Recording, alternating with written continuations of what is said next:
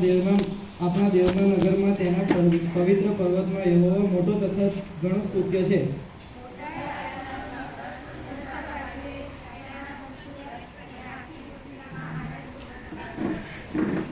તેના મહેલોમાં દેવે પોતાને આશ્ચર્યરૂપ જાહેર કર્યો છે.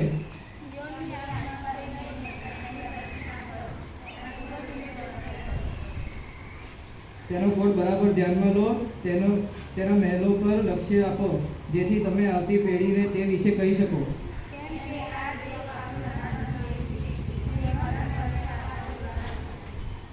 જ્યારે તેઓએ મને કહ્યું કે આપણે યહોવાના મંદિરે જઈએ, ત્યારે હું આનંદ પામ્યો. યરૂશલેમની શાંતિ માટે પ્રાર્થના કરો. તારા પર પ્રીતિ રાખનાર સોમ કુશળ રહે.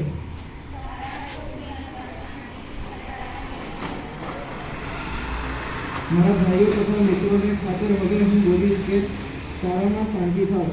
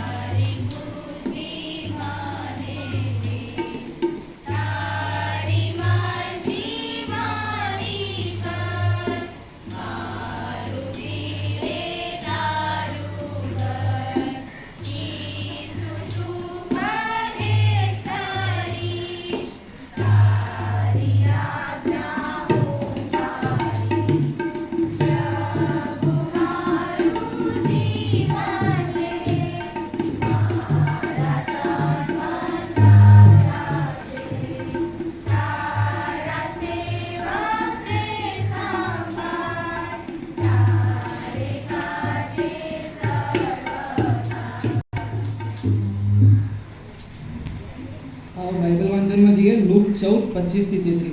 વરીને કઈ જાય માટે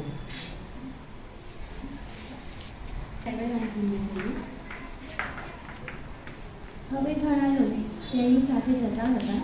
તેઓને તેણે પાછળ ફરીને કહ્યું કે જો કોઈ મારી પાસે આવે અને પોતાના બાપ બ્રહ્માનો, પત્નીનો, છોકરાનો, ભાઈઓ તથા બહેનોનો, હા પોતાના જીવનો પણ દ્વેષ ન કરે તો તે મારો શિષ્ય થઈ શકતો નથી. જે કોઈ પોતાનો વધસ્તંભ મૂકીને મારી પાછળ આવતો નથી તે મારો શિષ્ય થઈ શકતો નથી. કેમ કે તારામાં એવો કોણ છે કે જે બોરજ બાંધવા ચાહે પણ વહેલે બેસીને ફરજ નહીં ગણે કે તે પૂરો કરવા જેટલું મારી પાસે જાય કે નહીં.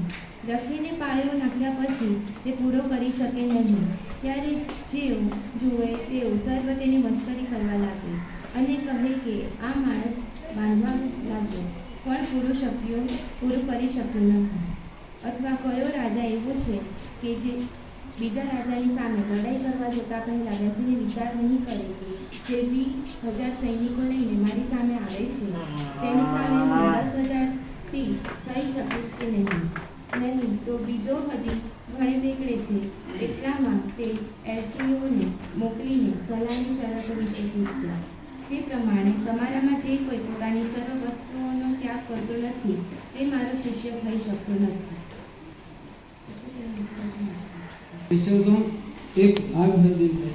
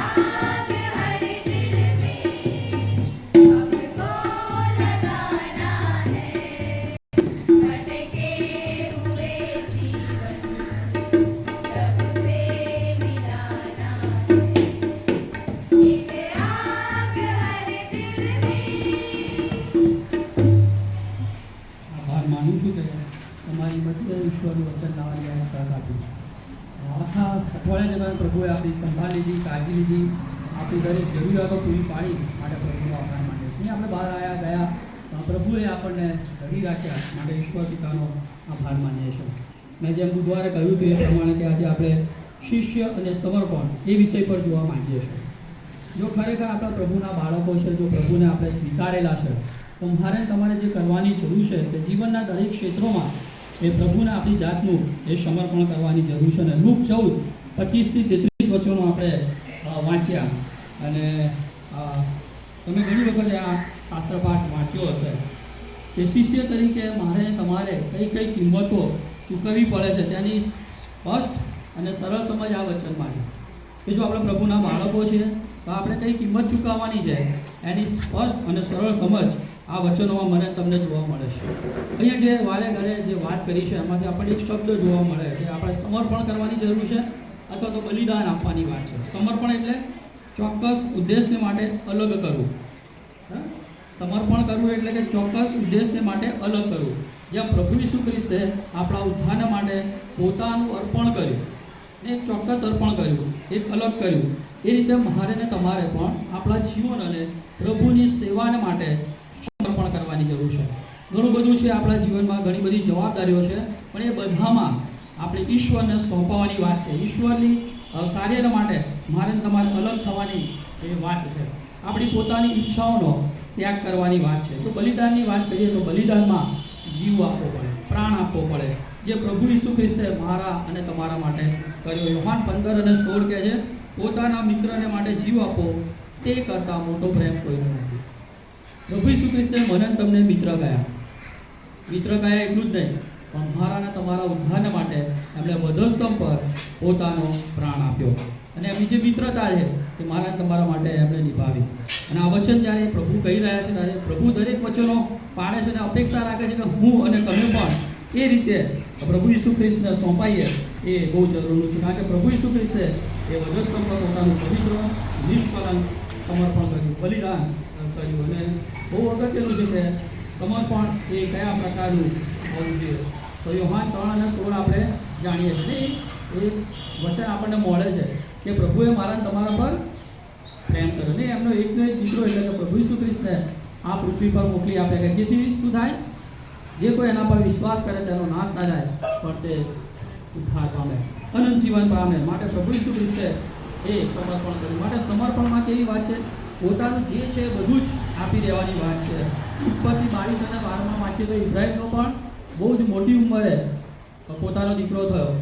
અને કહે છે પ્રભુએ જ્યારે માંગ્યો ત્યારે પોતાનો એકનો એક દીકરો હતો એ કે પોતાના માટે રાખ્યો નહીં, પણ પ્રભુને માટે વેદી પર એનું સમર્પણ કર્યું. અને પ્રભુ આજે મારી તમારી પાસેથી એ જ અપેક્ષા રાખે છે કે હું અને તમે જીવનના તમામ ક્ષેત્રોમાં પ્રભુને સમર્પિત થઈએ. આપણને જે વહાલું છે, આપણને જે ગમે છે એ પ્રભુને સોંપીએ, એવી ઈશ્વરની મારા અને તમારા માટેની ઈચ્છા છે. હવે કઈ વ્યક્તિને આપણે સમર્પણ કરી શકીએ અથવા શા માટે? તો જેના પર આપણે પ્રેમ કરતા હોય ને એને જ કોઈ વસ્તુ આપણને જે મન ગમતી હોય ને આપી શકીએ. એ સિવાય આપણે આપી શકીએ નહીં. જેને પ્રેમ કરતા હોય ને એને જ હું અને તમે આપણને જે ગમતી વસ્તુ હોય ને એને આપી શકીએ. જો પ્રેમ નથી કરતા તે આ વસ્તુ આપણી પાસે જ રાખી શકીએ. પણ ઈશ્વરે એવું નથી કર્યું. ઈશ્વરે મને તમને પ્રેમ કરે છે માટે બધું જ એમણે વધસ્તંભ પર આપી દીધું. બરાબર? અને કહે છે સમર્પણ જેની સાથે આપણો જીવન સંબંધ હોય ને એને જ હું તમે સમર્પણ કરીશું. જો સંબંધ ના હોય તો હું ને તમે કોઈને કોઈ વસ્તુ આપી શકીએ નહીં. માટે જીવન સંબંધ હોવો જરૂરી છે. અને એ વ્યક્તિને આપણે પ્રેમ કરતા હોય તો જ સમર્પણ કરી શકીએ. પ્રશ્ન થાય કે શા માટે મારે તમારે કોઈ વ્યક્તિને અથવા ઈશ્વરને સમર્પણ કરવું જોઈએ? તો બહુ અગત્યનું છે. આપણે કોઈને ગિફ્ટ કેવી આપીએ? કદાચ લગ્નગાંઠ હોય, લગ્ન હોય, કાં તો બર્થડે હોય તો કેવી ગિફ્ટ આપીએ? જે સામેની વ્યક્તિની જે બર્થડે છે અથવા લગ્નગાંઠ છે અથવા લગ્ન છે એને ગમે ને એને ખુશ થાય એવી ગિફ્ટ આપણે એને આપીશું. ખરાબ નહીં આપીએ. બરાબર? એને ગમે એ ખુશ થાય એ પ્રકારની આપણે ગિફ્ટ આપીએ, કારણ કે આપણે એને પ્રેમ કરીએ છીએ. અને એનો પ્રેમ પામવાના માટે આપણે એને ખુશ કરીએ છીએ અને સારામાં સારી ગિફ્ટ અથવા સારામાં સારું અર્પણ એને ચડાવીએ છીએ. તો ઈશ્વરની પણ મારા તમારા માટેની એ જ અપેક્ષા છે કે હું અને તમે એવું જીવનનું અર્પણ કરીએ કે જેથી ઈશ્વર ખુશ થાય અને ઈશ્વરના પ્રેમને હું અને તમે પ્રાપ્ત કરી શકીએ. માટે આ સવારે જે ઈશ્વર મને તમને આ વચનોમાંથી કહેવા માંગે છે કે આપણે કઈ કઈ બાબતોનું ઈશ્વરને સમર્પણ કરવું, કઈ રીતે ઈશ્વર ખુશ થાય છે, એ હવે પછીના વચનોમાં જોઈશું. જો આખો આ 14મો અધ્યાય તમે વાંચો તો આ અધ્યાયમાં ચમત્કાર અને અલગ અલગ શિક્ષણની વાત પ્રભુ ઈસુ ખ્રિસ્ત કરે છે. જેમ કે ચમત્કારની વાત લુક 14:1-6 ની વાત કરે છે, જેમાં જલંધર નામનો જે રોગ છે એને મટાડે છે એની વાત કરે છે. પછી શિક્ષણની વાત કરીએ તો 7 થી 11 માં મુખ્ય આસન પર ન બેસ, એટલે મુખ્ય જગ્યા પર આપણે ન બેસીએ, એ મુખ્ય જગ્યા આપણે ન લઈએ એનું શિક્ષણ આપે છે. 12 થી 14 માં કોને આમંત્રણ આપવું, બરાબર છે, લગ્નની વાત છે. જે જમણની વાત લખી છે એમાં કોને આમંત્રણ આપવું એની વાત લખેલી છે. અને 15 થી 24 જુઓ તો મોટી વિદ્વાની અને ઘણા જે રાજા નોતરે છે એની વાત લખી છે. જ્યારે તે છે કે લોકોને મોટો સમુદાય પ્રભુની પાછળ આવે છે ત્યારે પ્રભુ લોકોને અહીંયા બહુ અગત્યનું શિક્ષણ આપે છે, ઘણી મોટી સંખ્યામાં. કારણ કે પ્રભુ ઈસુ ખ્રિસ્ત દ્વારા ચમત્કારો થતા હતા, ઘણા સાજા થતા હતા અને બહુ સારું શિક્ષણ આપતા હતા. માટે કે જે ટોળા અને ટોળા એ પ્રભુની પાછળ જતા હતા. ત્યારે પ્રભુ બહુ અગત્યનું શિક્ષણ એ ટોળાને અહીંયા આપી રહ્યા છે, એમની પાછળ આવે છે એ લોકોને આપે. જો તમે 25મી કલમમાં જુઓ તો ચમત્કાર કર્યા પછી અલગ અલગ શિક્ષણ આપ્યા પછી જ્યાં 25મી કલમમાં જે પહેલો શબ્દ છે કે હવે, આ બધી બાબતો પત્યા પછી કે હવે શું કહે છે પ્રભુ? પાછા ફરીને લોકોને કહે છે. ઘણું બધું ટોળું છે, આ કામો કર્યા, આ શિક્ષણ આપ્યા, પછી પ્રભુ એ પાછળ જોવે છે. હવે પાછા ફરીને લોકોને શું કહે છે? એ લોકોને પ્રભુની પાછળ જવાના કારણો ઘણા હતા. ઘણા લોકો એ વખતે નવરા હતા માટે પ્રભુની પાછળ જતા હતા. કોઈને એમ હતું કે ચમત્કાર જોવાનું મળશે, કોઈને એમ હતું કે ખાવાનું મળી જશે એટલે તમને કશાની ખોટ કે કોઈ જાતની ચિંતા નહીં રહે. ઘણા લોકોને ઘરની જવાબદારીમાંથી છૂટી જવું હતું એટલે કે પ્રભુની પાછળ જતા હતા. આજે પણ એવું જોવા મળે છે, જવાબદારીમાંથી છૂટવું હોય એટલે અલગ અલગ સેવાઓમાં જોડાઈ જતા હોય છે. ઘણા લોકોને કે છે નોકરી ધંધામાંથી કંટાળી ગયા હતા એટલે કે પ્રભુની પાછળ છીએ એટલે કોઈ વાંધો નહીં. પોતે જે પ્રભુ ઈસુ ખ્રિસ્ત તેમજ તેમના જે શિષ્યો ચમત્કાર કરતા હતા એવા ચમત્કારો અમે કરી શકીશું એ આશયથી કે જે પ્રભુની પાછળ જતા હતા.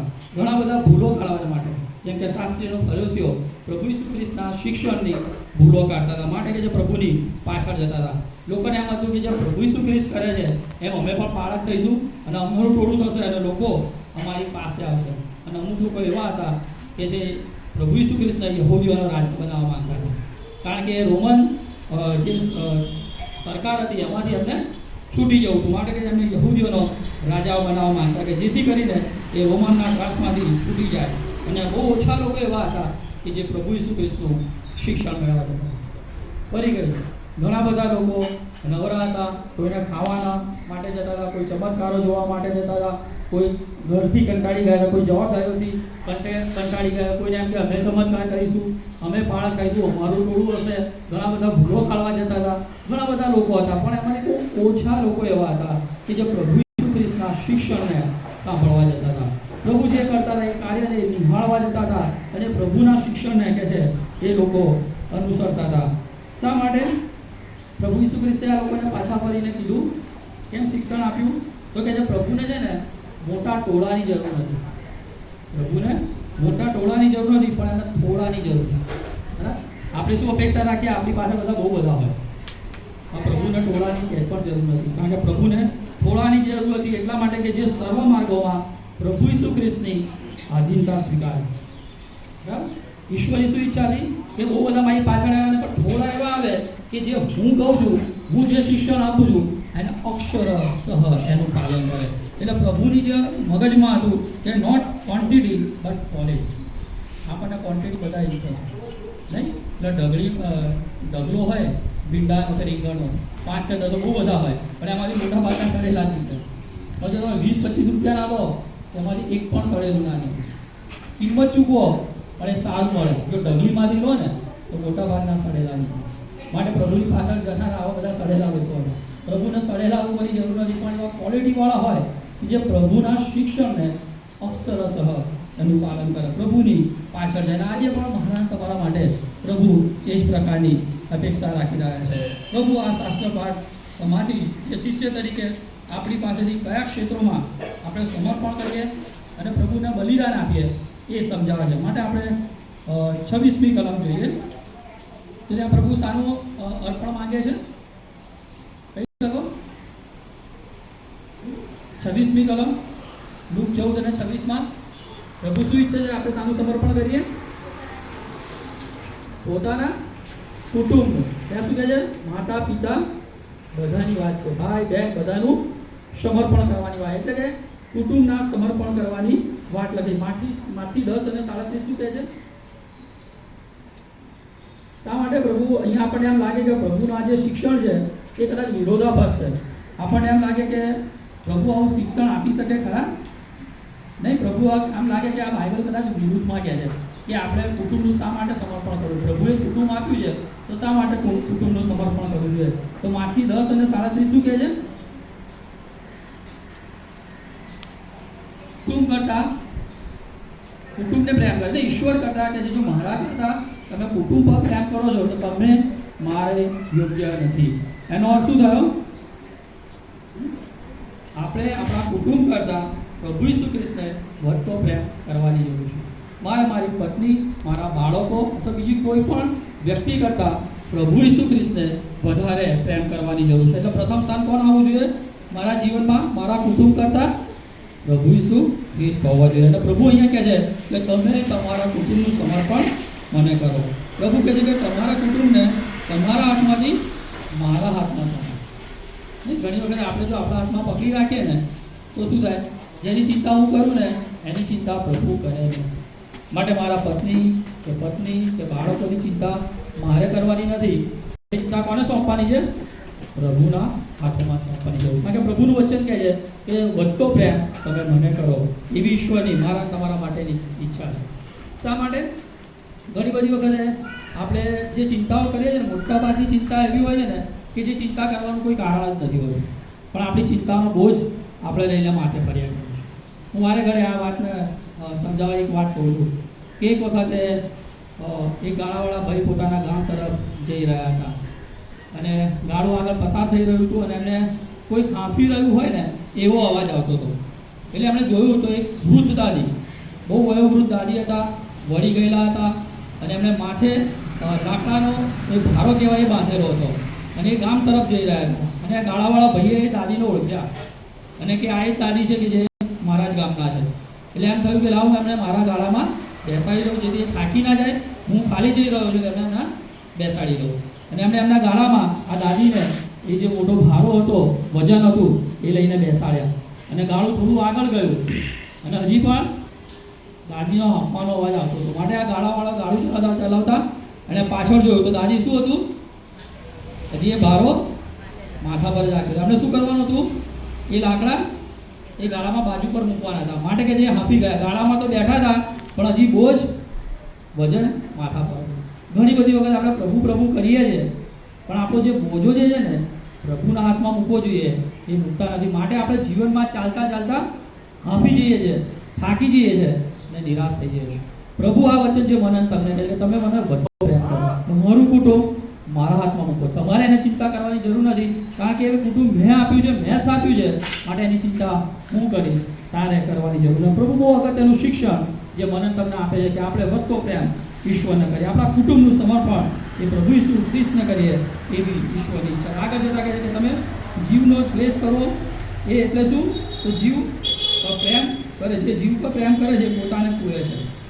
જો હું મારા પર પ્રેમ કરીશ તો હું મારી જાતને કોઈ બેસીશ. માટે ઈશ્વરનું વચન અહીંયા કહે છે કે મેં મારા જીવનો મારે દ્વેષ કરવાની જરૂર છે, કારણ કે જીવને પ્રભુ કરતાં આપણે વાલો ગણીએ છીએ. પણ બલિદાન હંમેશા જીવતું હોય એવું જ થાય, કારણ કે પ્રભુની ઈચ્છા છે કે આપણે આપણું જીવતું પવિત્ર અને પ્રભુને પસંદ પડે એવું અર્પણ કરીએ. અત્યારે સિઝન કેરીની છે, કદાચ આપણે ખાધી હશે કે ખબર નહીં, પણ જો કેરી એમાં ગોટલો છે બરાબર, એના પાણીમાં આપણે મસ્ત આમ ભોરેલો હોય તો ખાવાની મજા આવે, ગોટલો ચૂસવાની અને રસ ચૂસવાની મજા આવે. પણ એ જો પાણીમાં નિકાળી નાખીએ એકદમ અને સફેદ થઈને આપણને ચૂસવા આપે તો ગમે ખરું? ના ગમે, કારણ કે એનો કોઈ ટેસ્ટ જ ના આવે. જે રસ હતો એ બધો જતો રહ્યો. ઈશ્વરની ઈચ્છા છે કે જ્યારે આપણા રસે ભરેલા છે, આપણી જુવાનીમાં છે નહીં, હજી આપણા હાથ પગ ચાલે છે, બધું જ છે, તો આ સમયે આપણે ઈશ્વરને જીવન સોંપવાની જરૂર છે. આપણા જીવનો દ્વેષ કરીને ઈશ્વર પર પ્રેમ કરવાની ઈચ્છા છે અને ઈશ્વરની ઈચ્છા છે કે આપણે આપણા જીવનોનું, આપણા કુટુંબોનું સમર્પણ કરીએ. કારણ કે પ્રભુ કહે છે કે હું નહીં પણ પ્રભુ ઈસુ ખ્રિસ્ત. આપણા જીવનમાં કેન્દ્ર સ્થાને કેવળ પ્રભુ ઈસુ ખ્રિસ્ત હોય. 27મી કલમમાં બીજા સમર્પણની વાત કરે. શાની વાત કરી છે? પોતાની જાતનું સમર્પણ કરવાનું. વધસ્તંભ ઉંચકવાની વાત કરે છે. વધસ્તંભ ઉંચકવો એટલે શું? દુઃખ સહન કરવું, બરાબર, બલિદાન આપવું, સંપૂર્ણપણે સ્વાર્પણ. મેં પહેલાં પણ કીધું, વધસ્તંભને યાદ કરીએ એટલે શું દેખાય? ઊભું અને આડું લાકડું, જેમાં પ્રભુ ઈસુ ખ્રિસ્તે પોતાનું જીવન આપ્યું, પોતાનો પ્રાણ આપ્યો, બરાબર. કે જેથી મારો ને તમારો ઉદ્ધાર થાય, હું ને તમે બચી જઈએ અને આપણે અનંતકાળનું જીવન જીવીએ, કોઈ તકલીફ મુશ્કેલી વાળું નહીં, પણ પ્રભુમાં આનંદ કરી શકીએ, પ્રભુની જે શાંતિ છે, પ્રભુના પ્રેમને પામી શકીએ. માટે પ્રભુ ઈસુ ખ્રિસ્તે મારા તમારા માટે દુઃખ સહન કર્યું અને એ વધસ્તંભને ઊંચકવાની વાત પ્રભુ મને તમને પણ કહે છે કે મારે તમારે પણ એ વધસ્તંભ ઊંચકવાની જરૂર છે. માટે આપણે દુઃખ સહન કરવાની જરૂર છે, આપણા જીવનનું સંપૂર્ણ સ્વાર્પણ પ્રભુને કરવાની જરૂર છે. અને અહીંયા જે વધસ્તંભ બતાવે છે એ મરણની વાત કરે છે. ક્યાં સુધી પ્રભુને આપણે સમર્પણ કરવાનું? જ્યાં સુધી હું ને તમે મરી ના જઈએ ત્યાં સુધી. વધસ્તંભ ક્યારે ઊંચકવો? લુક 9:23 શું કહે છે? લુક 9:23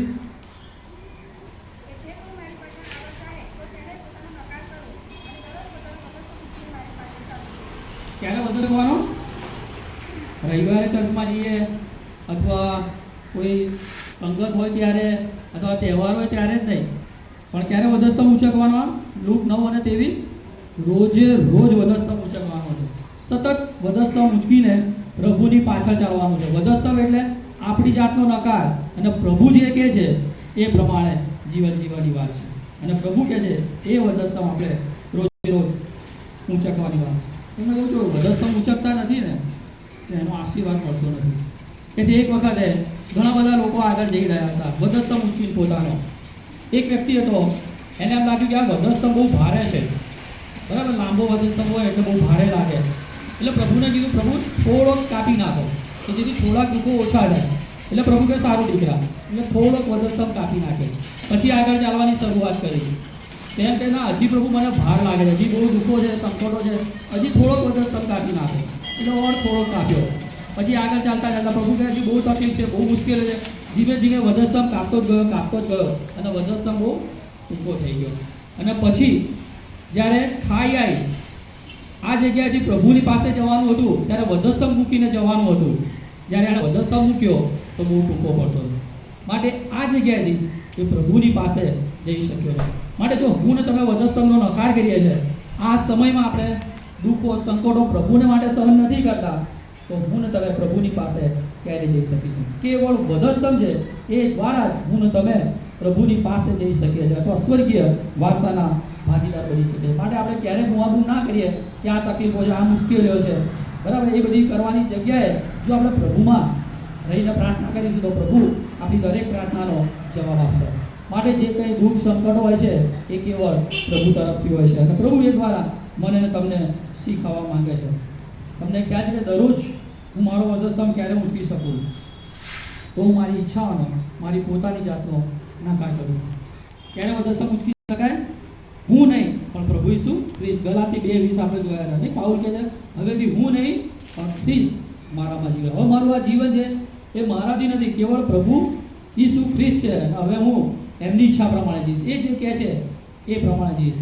માટે વધસ્તંભનો જે ખ્રિસ્ત મારા હૃદયમાં રહેશે અને મારી તમામ હૃદયની ઈચ્છાઓ એ વધસ્તંભ પર ટાંકેલી રહેશે. તો જ હું અને તમે રોજે રોજ પ્રભુનો વધસ્તંભ ઊંચકી શકીએ. આપણે આપણી જાતનું સમર્પણ એ પ્રભુને સોંપાવા દ્વારા, આપણી ઈચ્છાઓને પ્રભુ સોંપાવા દ્વારા જ આપણે કરી શકીએ. વધસ્તંભ ક્યાં સુધી ઊંચકવો?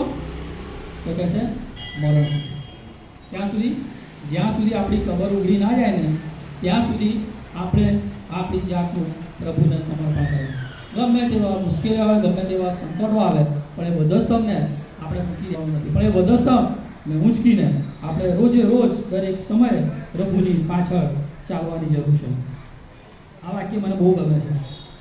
આપણે કાં તો વધસ્તંભને ઊંચકી શકીએ અથવા તો આપણી જાતને, બરાબર. કાં તો વધસ્તંભને ઊંચકી શકીએ કાં તો આપણી જાતને.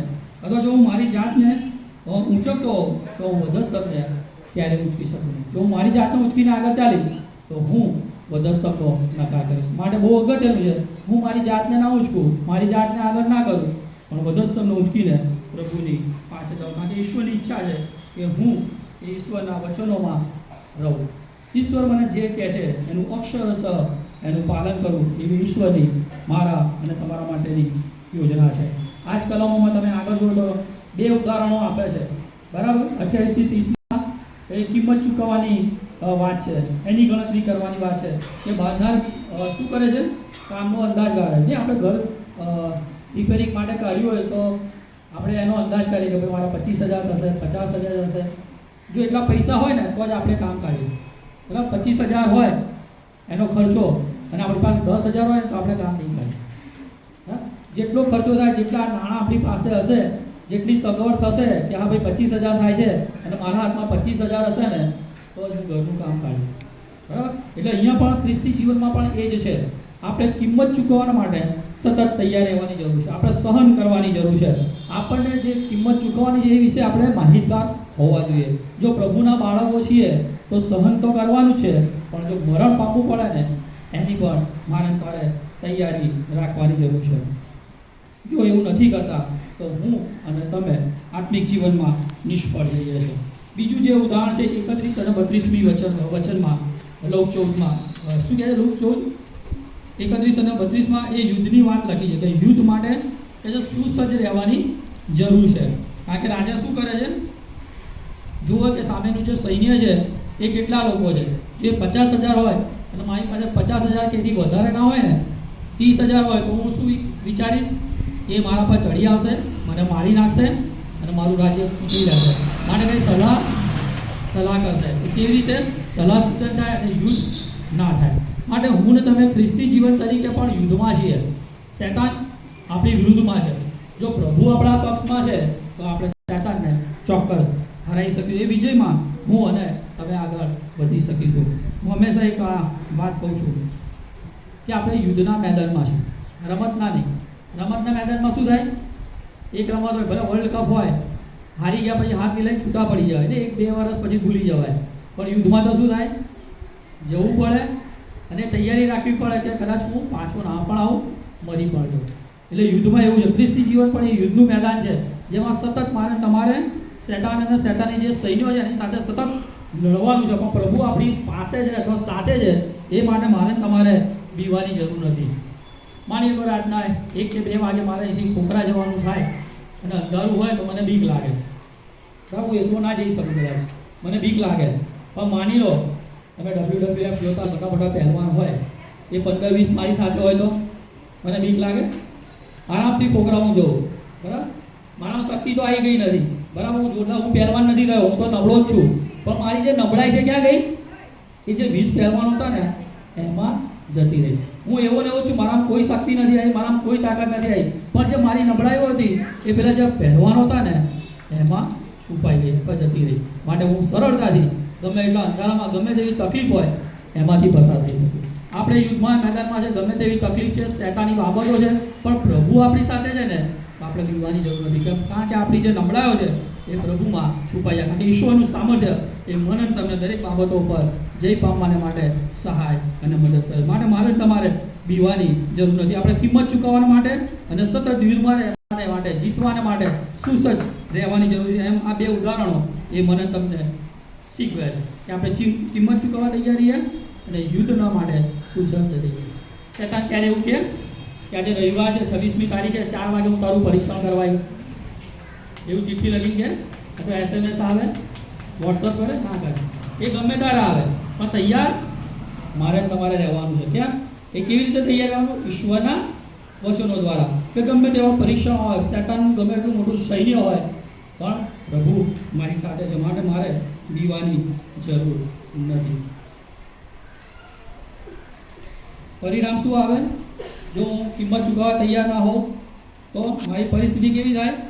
હાસ્યાસ્પદ થાય. નહીં, ઘર બાંધવા કાઢ્યું હોય અને પૈસા ના તે પડી રહે, માટે મારી હાસ્યાસ્પદ પરિસ્થિતિ થાય.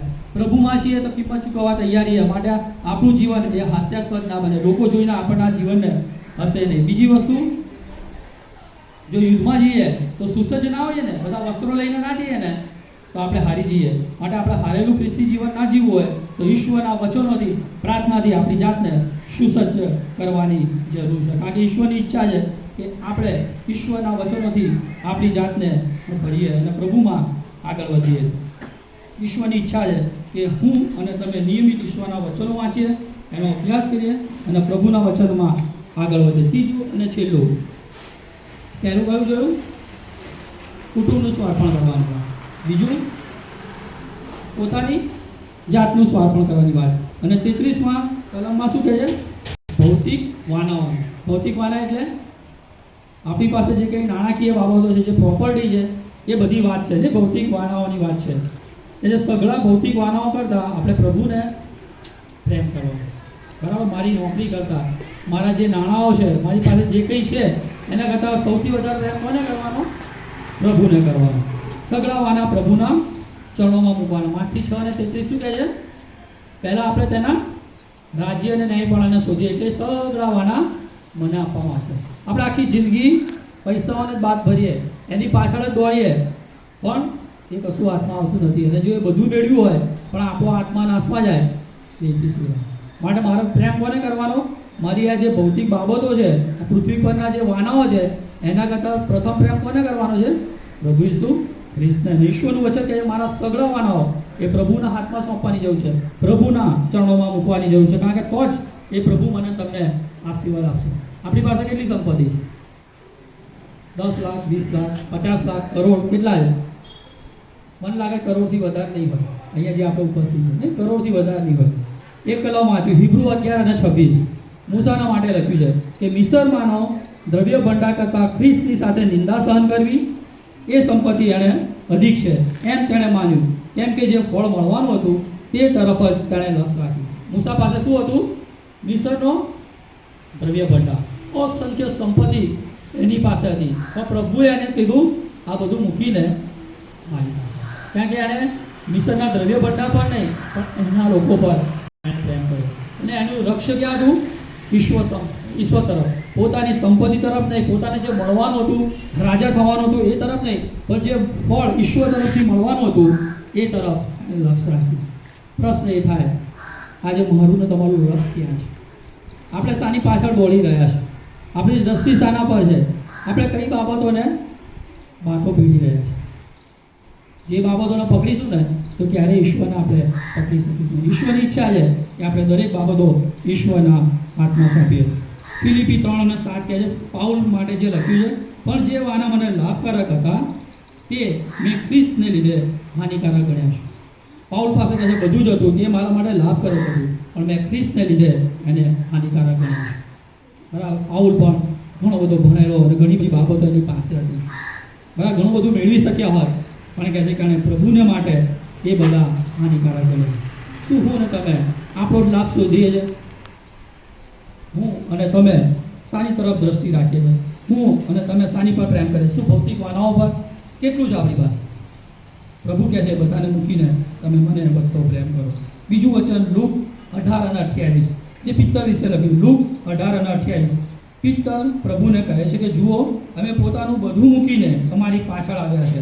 પ્રભુ ઈસુ કહે છે કે આ કાળમાં બહુ ઘણું તથા આવનાર યુગમાં અનંત જીવન પામ્યા વિના રહેશે નહીં. બરાબર, પિત્તરે પણ બધું મૂકીને કહે છે અમે તારી પાછળ આવ્યા. અમને શું મળશે? પ્રભુ કહે છે કે અનંત જીવન મળશે.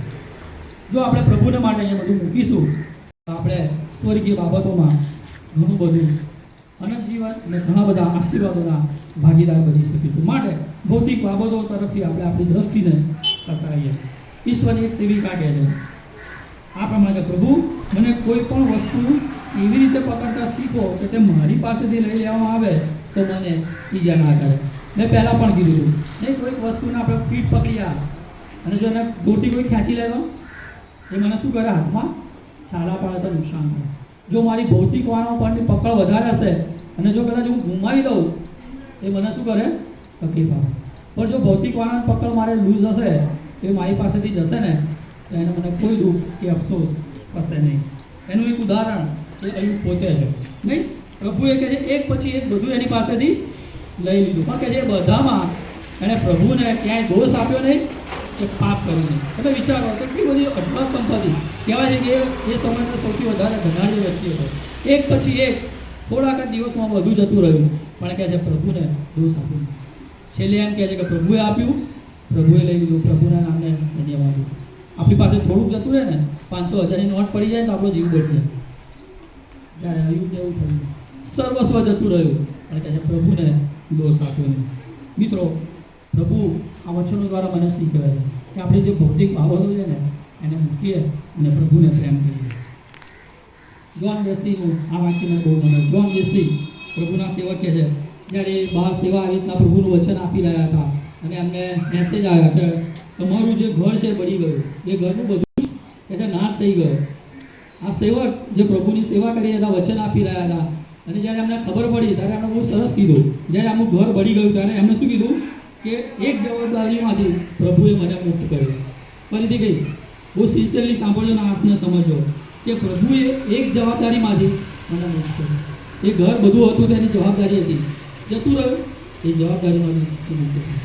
આપણને થોડું કંઈ થાય તો મારી કાચ તૂટી ગયો ને એમ થયું કે ભાઈ હવે કાચ તૂટી ગયો એવું થાય નહીં. આનું આખું ઘર બળી ગયું એટલે સહેજ પણ કશું થયું નહીં. પ્રભુને કીધું કે પ્રભુએ મને એક જવાબદારીમાંથી મુક્ત કર્યો. પ્રભુની સેવા માટે ગયા હતા, ઘણું બધું કહી શક્યા પ્રભુને, પણ એમને દોષ આપ્યો નહીં. મિત્રો, પ્રભુની ઈચ્છા છે કે મારું તમારું વલણ આજે ભૌતિક બાબતો છે ને એવું બને કે જે પ્રભુને પસંદ કરે, પ્રભુની ઈચ્છા પ્રમાણે થાય. માટે 3 બાબતોમાં આપણે આપણી જાતનું સમર્પણ કરીએ. પહેલું શું જોયું? કુટુંબ. કોને વધતો પ્રેમ કરીએ? પતિ, પત્ની, બાળકો અથવા માતા પિતા કરતાં પ્રભુ ઈસુ ખ્રિસ્તને, ઈશ્વરને પ્રથમ પ્રેમ કરીએ. બીજું જે જોયું, પોતાની જાતનું સમર્પણ. મારા કરતાં, મારી ઈચ્છાઓ કરતાં પ્રભુ ઈસુ ખ્રિસ્તને વધારે પ્રેમ કરો, એટલે મારી જાતનું સમર્પણ કરો. બીજી બાબત જોઈ.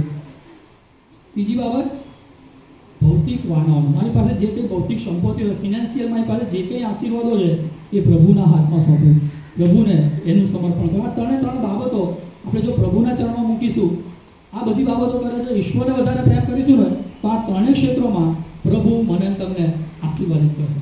પ્રભુ મારા તમારા જીવન દ્વારા એ માન અને મહિમા પામશે, એની 100% ગેરંટી આ ઈશ્વરના વચનો દ્વારા એ મને તમને મળે છે. શેતાન બહુ ચાલાક છે. આ એવા 3 ક્ષેત્રો છે ને, એમાંથી મને તમને ચરિત કરે છે. બરાબર?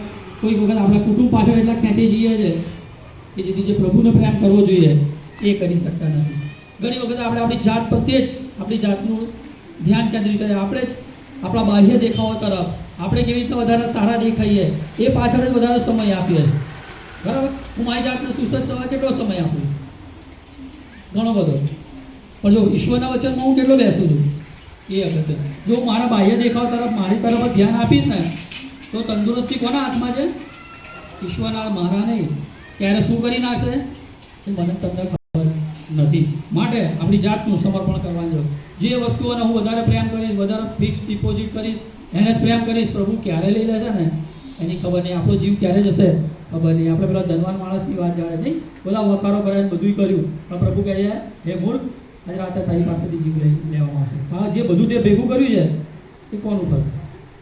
બધું જ ભેગું કરીશું, પણ જો અનંતકાળ માટેના જે વાનાઓ છે એને ભેગા નહીં કર્યા હોય ને, તો ત્યાં જવું આપણે જવાબ આપવો બહુ ભારે પડી જશે. માટે કે જે ભૌતિક વાનાઓનું સમર્પણ કરીએ. પ્રભુ બધાને આશીર્વાદો આપવા માંગે. એવું નથી કે આપણે ભાવા બધી જવાની જરૂર નથી, પણ પ્રભુને પ્રથમ સ્થાન આપીએ. બરાબર? બધા જ ક્ષેત્રોમાં, 3 ક્ષેત્રોમાં પ્રભુને સ્થાન આપીએ. પહેલું કુટુંબનું, બીજું પોતાની જાતનું, ત્રીજું ભૌતિક વાનાઓનું આપણે પ્રભુને સમર્પણ કરીએ. પ્રભુજી કહે છે, માટે પ્રભુ કહે છે તે મારો શિષ્ય થઈ શકતો નથી. બધા વચનો તમે વાંચો ને તો બહુ સરસ પોઝિટિવ લખી છે, તું આમ કર આમ કર, પણ અહીંયા નથી શબ્દ વાપર્યો, તે મારો શિષ્ય થઈ શકતો નથી. નેગેટિવ વાત કરી છે. માટે જ્યારે કોઈ નેગેટિવ વાત કરી હોય ને, એ મારા તમારા માટે બહુ અગત્યની બની. ત્યારે તમે કોઈ રોડ પર પસાર થવાનો, ત્યાં રોડ પર કામ ચાલતું હોય તો ત્યાં શું કહે છે, આ રસ્તો બંધ છે, એથી તમારે પસાર થવું નહીં, ભયજનક એરિયા. માટે નેગેટિવ વાત એ મને તમને ચેતવણી આપે છે. જો ત્યાં આગળ જઈશું તો આપણને નુકસાન થશે. પ્રભુ કહે તે મારો શિષ્ય થઈ શકતો નથી. ક્યારે નહીં થઈ શકતો? જો કુટુંબ પર વધારે પ્રેમ કરતો હોય તો, પોતાની જાત પર પ્રેમ કરતો હોય તો મારો શિષ્ય થઈ શકતો નથી. જો ભૌતિક વાના પર પ્રેમ કરતો હોય તો કે તે મારો શિષ્ય થઈ શકતો નથી. જો ખરેખર પ્રભુના બાળકો બનવું છે તો મારે ને તમારે કુટુંબનું સમર્પણ કરવું પડશે, આપણી જાતનું સમર્પણ કરવું પડશે, અને ભૌતિક વાનાઓને મારા હાથમાંથી લઈને પ્રભુના હાથમાં સોંપવા પડશે. માટે આ નકારાત્મક બાબત કહે છે કે મારા તમારા માટે સૌથી વધારે અગત્યની છે. પ્રભુએ મને તમને આજ્ઞા આપે છે. મેં પહેલાં પણ કીધું હતું કે જેઓ ખ્રિસ્તીઓ અડધા માટે સોંપાયેલા છે તેઓ અડધા સુખી છે. પરંતુ જો ખરેખર સુખી થવું હોય ને તો પ્રભુ ઈસુ ખ્રિસ્તને આ દરેક ક્ષેત્રોમાં સોંપવાની જરૂર છે. બરાબર? ઘણી બધી વખત કહે છે કે પ્રભુ મને પ્રેમ નથી કરતા, તો મને આ ઢેકણું નથી આપતા, ફલાણું નથી આપતા. પણ નથી આપતા, તમે તો પ્રભુને જીવન જ નથી સોંપ્યું, તમે પ્રભુને સોંપાયા જ નથી. તમારા ક્ષેત્રોમાં તો તમે તાકતથી ના કરો તો પ્રભુ ક્યાંથી આશીર્વાદ આપે? જે હોય એ જતું રહે, બરાબર. માટે જો પ્રભુ તરફથી સાચો આશીર્વાદ સદા ટકે એવો જોઈતો હોય ને તો ખરેખર આપણા જીવનોનું સમર્પણ કરવાની જરૂર છે. તો જ્યારે આપણે વેદી પર સમર્પણ કરીએ છીએ, બરાબર, પહેલાં જે બલિદાનો થતા હતા ક્યાં થતા હતા? વેદી પર થાય, બરાબર. જે પણ પશુ પક્ષી ત્યાં મૂકવામાં આવે પછી એને સળગાવવામાં આવે. માટે મારા તમારા જીવન ક્યાં સોંપવાનું છે? એ વેદી પર મૂકવાનું છે. વેદી સળગે તો શું થાય? આપણને તકલીફ થાય, બરાબર. એ સળગે તો તકલીફ થાય, ગમે એટલી ગરમ થાય પણ એ વેદી પરથી આપણે કૂદીને નીચે ઉતરવાનું. ભલે ગમે એટલી ગરમ થાય પણ વેદી પર અર્પણ કર્યું એકવાર, માટે ગમે એટલી ગરમ થાય, ગમે એટલા સંકટો આવે, તકલીફો આવે, પણ એ વેદી પરથી મારે તમારે ઉતરવાની જરૂર. કારણ કે ઈશ્વરની ઈચ્છા છે કે હું અને તમે ગમે તે સમય હોય, ગમે તેવા સંજોગોમાં પ્રભુને બલિદાન કરીએ. પ્રભુ કેવા બલિદાનોની અપેક્ષા રાખે છે? રૂમી 12:1-2 ફરીથી કલમ છે ને, રૂમી 12નો અધ્યાય ઉગાડી આપણે પહેલું અને બીજું વચન. શું કહે છે? રૂમી 12:1-2. તેથી ભાઈઓ, હું તમને વિનંતી કરીને કહું છું કે દેવની દયાની ખાતર તમે તમારા શરીરોનું જીવતું પવિત્ર તથા દેવને પસંદ પડે એવું અર્પણ કરો. એ તમારી બુદ્ધિપૂર્વકની સેવા છે. આ જગતનું રૂપ તમે ન ધરો, પણ તમારા મનની નવીનતા યોગ્ય તમે પૂર્ણ રીતે રૂપાંતર પામો, જેથી દેવની સારી તથા માન્ય તથા સંપૂર્ણ ઈચ્છા શી છે તે તમે પારખી શકો. 3 ક્ષેત્રોમાં કેવું બલિદાન હોવું જોઈએ? તો કે જીવતું એ વખતે મરેલું લઈને ના આવાય, પણ કે જીવતું બલિદાન વિધિ પાસે લાવવામાં આવતું. બીજું કેવું હોય? એ પવિત્ર હોય, અશુદ્ધ પક્ષીઓ અથવા પશુના બલિદાનો થતા નથી, માટે પવિત્ર બલિદાન હોવું જોઈએ. બીજું કે દેવને પસંદ પડે, મને પસંદ પડે એવું નહીં, પણ જે ઈશ્વરે ખુશ કરે ને એવું બલિદાન વિધિ પર એ સમયે લાવવામાં આવતું હતું. માટે મારે તમારે કેવું બલિદાન કરવાનું છે? અત્યારે જીવીએ છે ત્યારે, મરી ગયા પછી બલિદાન થશે? આપણે જીવન સોંપાડે નહીં થશે. માટે જીવતું અને પ્રભુને પસંદ પડે એવું પવિત્ર બલિદાન કરીએ. અને પ્રભુનું વચન કે આ જગતનું રૂપ તમે ના ધરો. શું કરવાનું છે?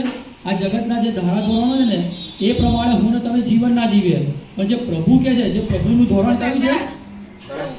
વચન છે. માટે કહે છે આ ધોરણ પ્રમાણે આપણે જીવન જીવીએ. એટલે મનની નવીનતાને યોગ્ય આપણે કેવી રીતે પૂર્ણ રીતે રૂપાંતર પામીએ. પ્રભુ કહે છે નવું જીવન આપીશ, નવું હૃદય આપીશ. ઘણા બધા આશીર્વાદો આપવાની વાત લખી છે, પણ ક્યાંય એવું નથી લખ્યું કે તમને મનમાં તો મારે તમારે રૂપાંતર પામવું પડે. કારણ કે ઈશ્વરની મારા તમારા માટેની ઈચ્છા છે. સમય નથી એટલે બધી કલમ નહીં કાઢે, પણ હાબેલની વાત લખી છે. કેવું અર્પણ લઈને આવ્યા? જો તમે ચોથો છે ને ચોથી કલમ ઉત્પત્તિમાં વાંચો તો જે ઈશ્વરને પસંદ પડે એવા પ્રકારનું લઈને આવ્યા. માટે કહે છે એમનું બલિદાન માન્ય થયું.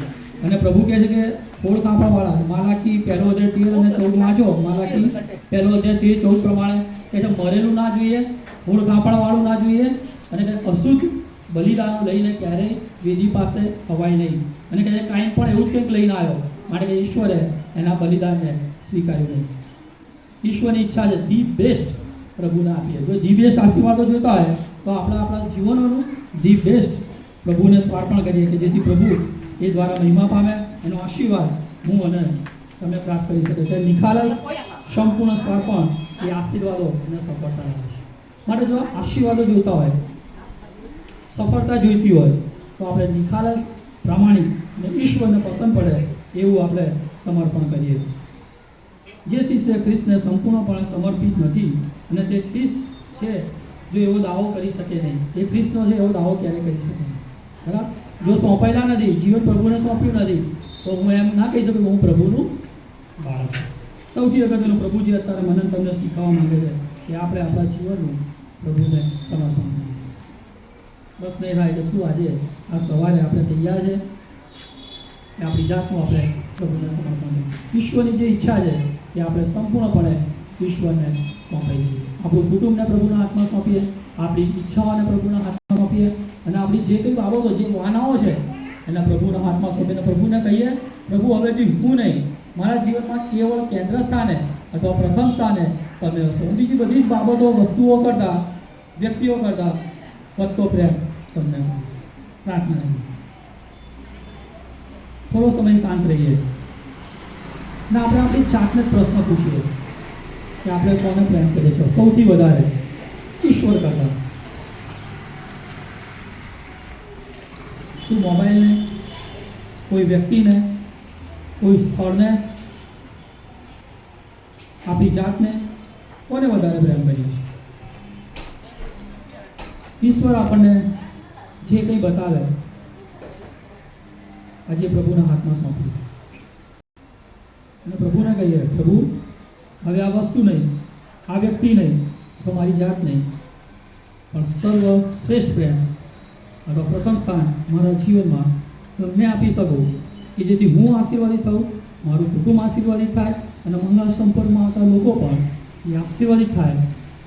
અને પ્રભુ હવે પછીના દરેક સમયોમાં મારો વધસ્તંભ ઊંચકીને રોજે રોજ તમારી પાછળ ચાલી શકું અને સ્વાર્થિત ખ્રિસ્તી જીવન જીવી શકું. માટે મને મદદ કરો અને તમારું સામર્થ્ય આપો. પ્રભુને એ પ્રાર્થના કરી, પ્રભુ પાસે સામર્થ્ય માંગીએ, પ્રભુને સમર્પણ કરીએ. પ્રભુ આ સમયને માટે અમારો આભાર માનું છું. પ્રભુ તમારું વચન તમે અમને જે સમજાવ્યું એ પ્રમાણે પ્રભુ હવે પછીના દરેક સમયોમાં અમે સર્વપ્રથમ સ્થાન તમને આપીએ, તમને પ્રેમ કરીએ અને સ્વાર્થિત ખ્રિસ્તી જીવન જીવવા માટે તમારા સામર્થ્યથી તમે અમને ઠસો ઠસ ભરો અને તમને માન અને મહિમા આપવાનું જીવન જીવવા અમારી સહાય અને મદદ કરો એવી પ્રાર્થના કરું છું. હવે પછીનો સર્વનો સમય તમારા હાથમાં સોંપું છું. અમારી આ પ્રાર્થના અમારા ધન્યતાના પ્રભુ ઈસુ ખ્રિસ્તના નામમાં સાંભળો અને માન્ય કરો.